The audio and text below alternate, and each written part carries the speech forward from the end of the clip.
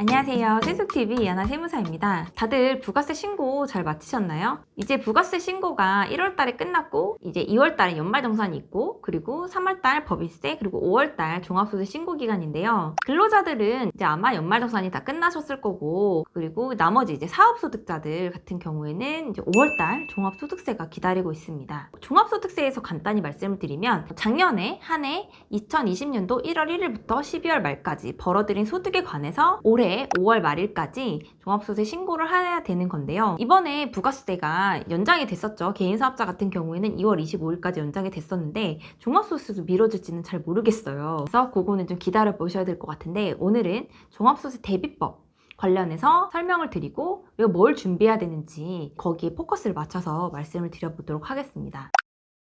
이제 5월 종합소득세 신고 달은 저도 굉장히 많이 바쁜 달인데요. 그때는 이제 영상 찍을 시간도 사실 없을 것 같아요. 이제 신고를 이제 많이 진행하다 보면 이제 어떤 것들이 세공제가 되고 제가 뭐 또 노란우산 공제도 최근에 영상을 올려드렸는데 그 노란우산 공제는 이미 시기가 지났어요. 왜냐하면 그거는 작년 가입분에 한해서만 올해 5월달에 공제가 되는 거기 때문에 이제 어쩔 수 없이 절세는 이제 끝났다고 보시면 되고 그럼 지금부터 준비할 사항을 설명드려 보겠습니다. 이제 기본적으로 맨 처음에 필요한 게 뭐냐면 종합소득세 안내문이에요. 이 안내문은 언제 나오냐면 5월달 초에 나옵니다. 왜냐하면 제가 앞선 영상에서 지급명세서 제출에 관한 영상을 찍은 게 있어요. 그 지급명세서 제출을 한다는 거는 회사에서 지급받는 자들에 대한 내역을 3월 10일 전까지는 다 제출을 해주는 건데 그 제출 내역을 다 우리가 조회할 수 있는 기간이 한두 달 정도 걸린다는 측면에서 5월달 초에 볼 수가 있는데 만약에 이제 그 안내문을 받기 전에 나는 얼마인지 너무너무 확인하고 싶다 하면 내가 일했던 곳은 어딘지 다 알잖아요. 그래서 거기서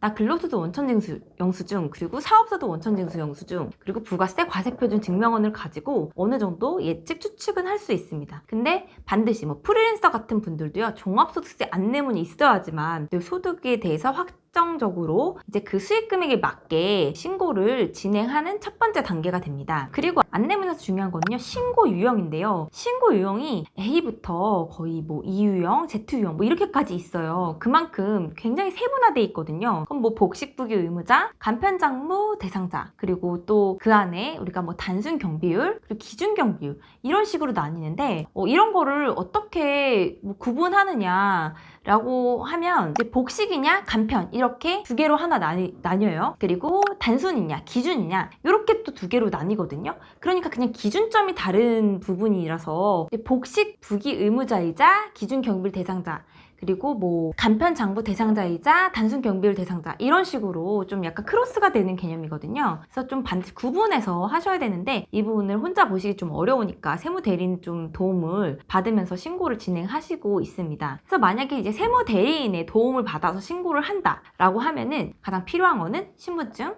사업자 등록증 그리고 홈택스 아이디 비밀번호입니다. 왜냐하면 우리가 세무대리인으로 저희가 등록을 할 때는요. 신분증이랑 사업자 등록증이 있어야지만 우리와의 어떤 계약을 통해서 그리고 그런 세무대리인이 아무나 다 조회할 수는 없잖아요. 그러니까 그런 그 납세자의 정보를 충분히 받았고 그리고 그거에 대해 등록을 하고 납세자도 그걸 동의해 주셔야만 저희도 조회를 할 수가 있어요. 근데 그 안에 있어서 홈택스 아이디랑 비번 또한 내가 왜 아이디랑 비번을 줘야 되느냐 하는데 그것도 그걸로 어떻게 할 수 있는 건 아무것도 없거든요. 뭐 조회를 해서 내 수익 금액이 얼마인지 세무대리인이 한 번쯤 확인할 수 있기 때문에 뭐 어플 같은 거 많이 쓰시는 분들도 홈택스 아이디 비번 입력하라고 하잖아요. 그렇게 알려주시면 저희가 수익 금액 얼마가 된다 요걸로 해서 측정을 해서 어떤 뭐 수수료 안내도 해드릴 수가 있으니까 반드시 그 세 가지는 첫 번째 필요합니다. 그리고 이제 그 종합소득세만 의뢰하시는 분들 위주로 말씀을 드리는 건데 수익 금액을 확정하려면 사업자가 있는 경우에는 사업자에 대한 부가세 신고서에 매출을 적잖아요. 그래서 부가세 신고서가 필요하고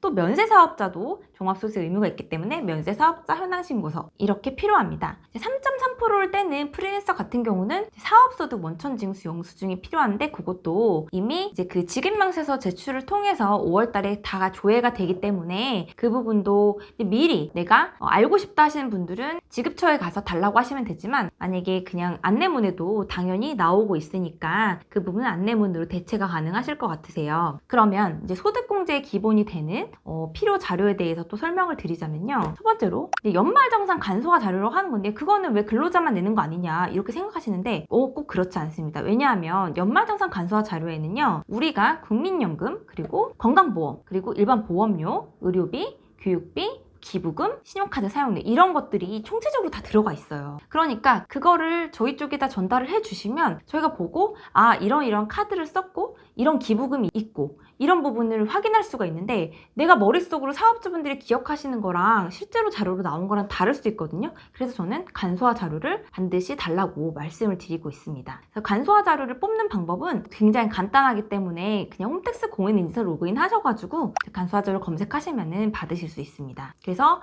거기에 나와 있는 뭐 국민연금, 건강보험 이런 거를 이제 다 하셔야 되고요. 근데 여기서 이제 우리가 좀 못 뽑는 것들이 기부금 같은 경우에 종교단체는 이제 그런 뭐 전산화 시켜서 하는 경우가 흔치는 않거든요. 근데 내가 뭐 교회를 다니서 11조 헌금이 있다던가 이런 식으로 우리가 그냥 사찰이나 이런 데다가 기부하시는 분들도 계시잖아요. 그런 분들은 실제로 내가 지급한 뭐 교회나 사찰에 가셔가지고 1년 동안 기부한 내역 좀 달라고 말씀하시면 다 줍니다. 그래서 그것까지 놓치지 말아야 기부금 공제도 받으실 수 있으니까 별도로 꼭 받으셔야 되는 부분입니다. 그리고 이제 사업에 관련된 내용인데요. 사업하시는 분들 사업자 관련 대출 많이 받으시잖아요. 작년에 한 해도 사업자 관련 뭐 코로나 대출 이런 것도 많으셨고 그러세요. 그래서 그런 대출에 대한 이자 비용 이런 부분들도 필요경비로 공제가 되거든요. 대신 이제 뭐 주택자금 대출 이런 건 안 되고요. 사업에 필요한 사업자 대출에 관해서는 필요경비로 공제가 되니까 그거에 대한 이자 비용 납입 내역서 1년치 그거를 준비해 주셔야 합니다. 그리고 세무대리인을 끼지 않고 그러니까 흔히 말하는 기장을 하지 않으신 상태에서 종합소득세에만 의뢰하시는 분들이 있는데 이제 그런 분들은 인건비 지급하신 내역은 따로 주셔야 돼요. 그래서 인건비는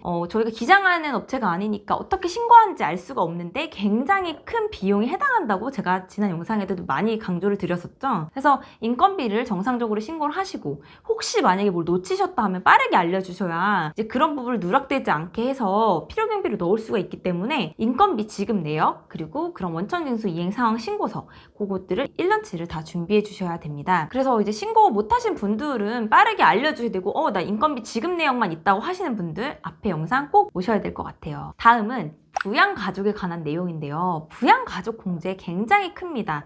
그래서 그 부양가족 공제는 본인은 150만 원, 그리고 이외에 배우자, 그리고 만 20세 이하의 뭐 직계 비속, 만 60세 이상의 부양가족 부모님을 뭐 모시고 산다거나 부양하고 있다거나 한다 그러면 꼭 그 주민등록등본 혹은 가족관계 증명서를 준비해 주셔야 되는데 여기서 또 가리고 주시는 분들이 있어요. 가리고 주시면 인적공제 받기가 너무 어려워서 저희가 또 설명을 드려야 돼요. 그리고 납세자분들 또다시 받으셔야 되잖아요. 증명서를 받으려면. 그래서 그런 13자리가 모두 다 기재된 그 가족관계 증명서 꼭 준비를 부탁드릴게요. 다만 인적공제는 중복으로 받으실 수가 없어요. 그래서 만약에 연소득이 이제 100만 원이 넘어가시는 분들에 대한 부양가족을 잘못 받았다가 나중에 추징될 수 있는 확률이 너무너무 높거든요. 그래서 인적공제 너무 주의하셔야 되고 이런 부분들을 간과하고 나는 부모님 부양하고 있으니까 그냥 다 준다 이렇게 생각하지 마시고 항상 확인하셔서 부모님의 소득이 다른 소득이 없으신지 그래서 종합소득세 부양가족 우리가 당연히 넣을 수 있는지 아니면 다른 가족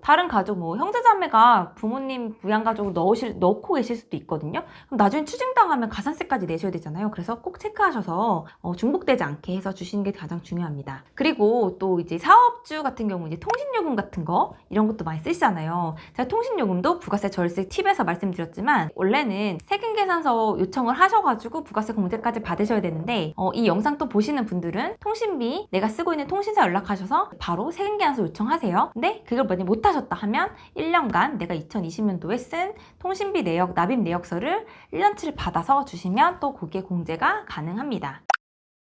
이제 차량에 대한 이야기인데요. 차량도 내가 리스를 했을 수도 있고 뭐 할부 그리고 구입하셨을 수도 있잖아요. 그래서 이런 부분들도 저희가 체크를 다 해드리긴 하지만 차량 구입에 대한 뭐 리스료 납입 내역서 아니면 자동차 보험료 내역 근데 그거는 또 연말정산 간소화 서비스에서 저희가 체크할 수가 있어요. 그래서 자동차가 있는지 없는지 거기서 조금 확인이 되거든요. 그리고 또 자동차를 기존에 있으신 분이다 하면 또 감가상각 비용도 가능하니까 차량 등록증이나 이런 것들도 저희가 받고 있으니까 차량에 관한 내역도 준비를 꼭 놓치지 않으시는 게 좋을 것 같아요. 왜냐면 차량이 은근히 비용이 되게 크거든요. 그런 부분들도 준비를 해주셔야 될 것 같고요. 그리고 이제 사업용 고정 자산에 대한 이야기인데요. 사업용 고정 자산, 내가 뭐 컴퓨터나 뭐 비품 엄청 크게 많이 구입하시는 경우도 있잖아요. 가령 뭐 사진 기사나 영상 편집도 많이 하시니까 그런 분들은 뭐 카메라나 이런 것도 막 몇천만 원대 그 기계를 막 구입하시고 하는데, 이런 거에 대해서는 우리가 뭐 카드로 안 샀을 수도 있고 어떻게 구매한 내역에 대해서 확인할 수 있는 방법이 없다면 그거에 대한 구매 영수증, 거래 명세서 이런 것도 첨부해 주시면 비용 처리가 가능합니다.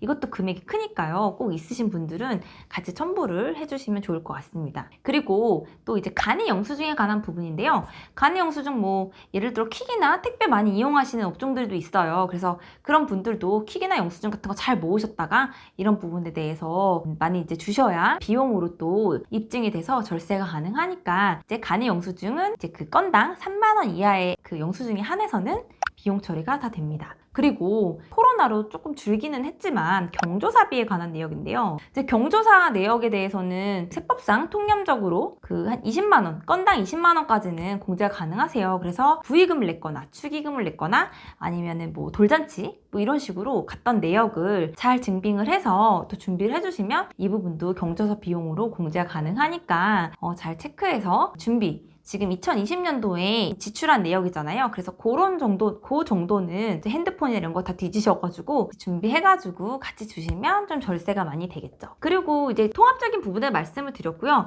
대부분 사실 이거 이외에도 조금씩 좀 추가적으로 되는 업종들도 있고, 그리고 추가적으로 해드릴 수 있는 것들도 조금은 있어요. 그러다 보니까 지금 제가 말씀드렸던 되게 다양한 항목들에 대해서는 기본적으로 준비를 해주시고, 추가적으로 내가 이러이러한 비용을 썼는데 이게 사업에 필요한 경비다 생각하시는 것들은 당연히 필요 경비 공제가 되고 절세에 유리해질 수 있으니까 이런 부분 잘 준비해서 저희 쪽에 전달해 주시면 저희가 또 절세를 잘 해서 종합소득세 신고 잘 도와드리도록 하겠습니다. 종합소득세는 사실상 준비하는 만큼 줄일 수가 있거든요. 그래서 제가 뭐 영상들 굉장히 많이 준비했고, 그리고 이제 앞에 영상들도 참고해 보시면 그거를 잘 이제 모아서 한번 쭉 보시다 보면 충분히 내가 만약에 예를 들어 500이나 1000을 낸 상황이었다면 다 챙기시면 충분히 그게 0이 될 수도 있는 거예요. 그러니까 준비하는 만큼 절세는 가능하다. 준비된 자만이 절세할 수 있으니 이런 부분들 잘 체크하셔가지고 종합소득세 혹시 신고 대리가 필요하신 분들은 저희 연락처로 연락해 주시면 성심성의껏 신고 도와드리도록 하겠습니다. 오늘 영상은 여기까지 하겠습니다. 감사합니다.